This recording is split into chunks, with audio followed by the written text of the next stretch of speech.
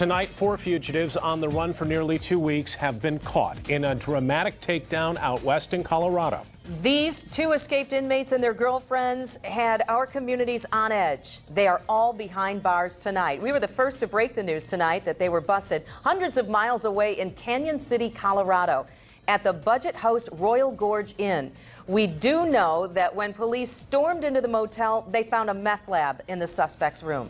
We have poured all of our resources into tracking down this story. You will hear from the U.S. Marshals Service about how they caught these 4. You'll also hear compelling interviews with an eyewitness to an arrest and the mother of one of the girls on the run. We want to begin our team coverage tonight with Ken Colker. He knows how the marshals caught up with these guys out west. Ken? Yeah, Brian, it's through the Fugitive Task Force says it was just a matter of good old-fashioned police work that led them to the suspects.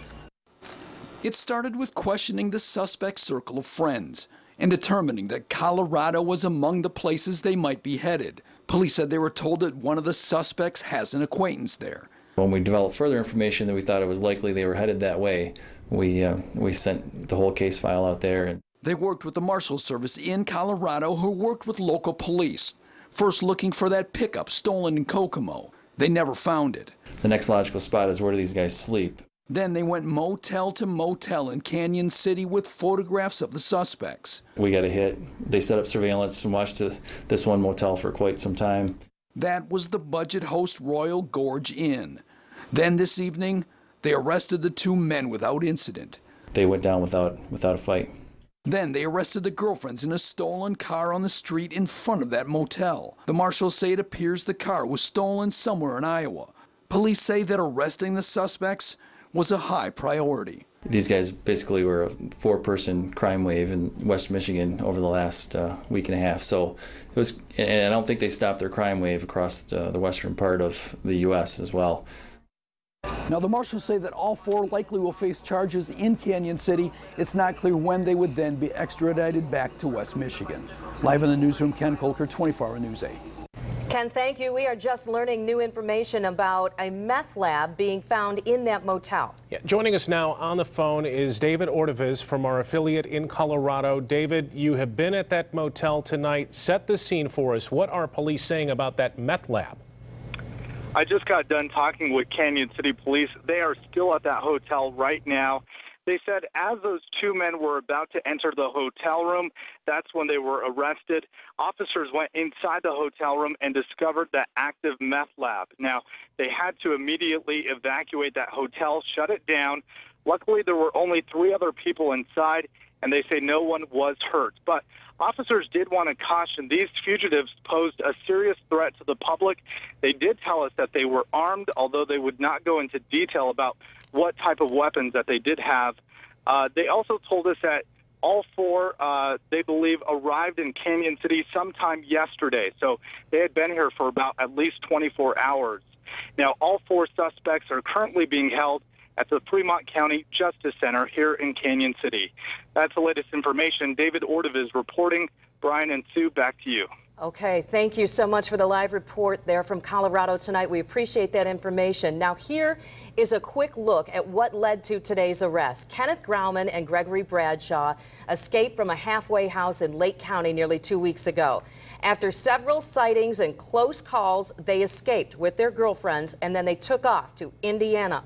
The last confirmed sighting before today was 1 week ago in Kokomo, Indiana, and then they headed west. Tonight, we talked with an eyewitness who watched the dramatic arrest go down.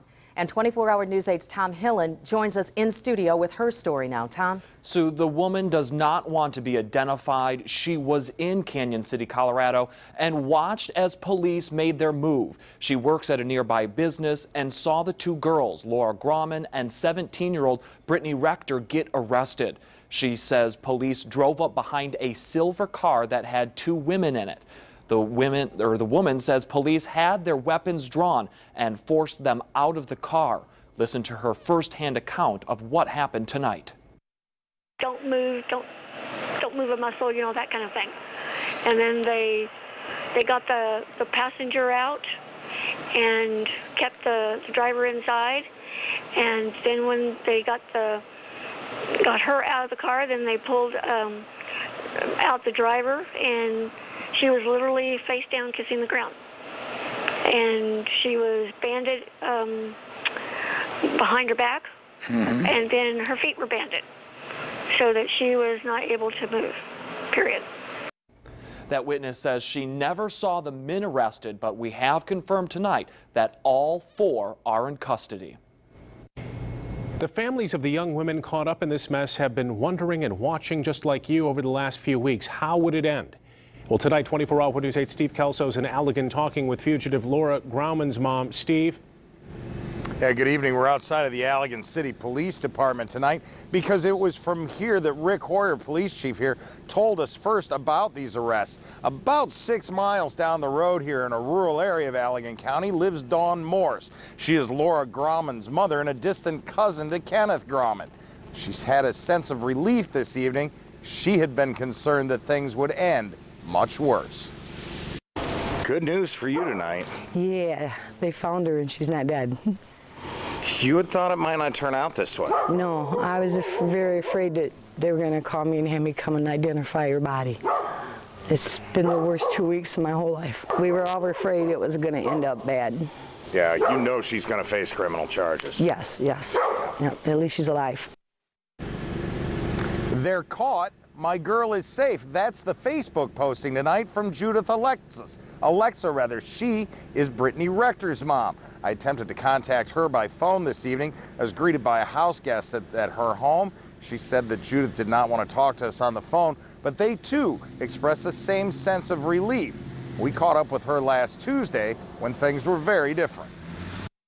He's put me through hell, and I'm ready to come back from hell, and I'm bringing my daughter back with me. And how dare you? How dare you take her? How dare you ruin her life the way you already have?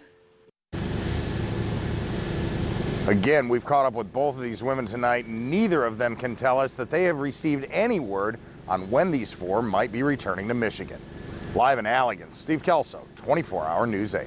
Steve, thank you. We are continuing to gather all the latest information for you from Baldwin to Allegan to Kokomo to Canyon, Colorado, piecing together what happened on this nearly 2-week run from the law.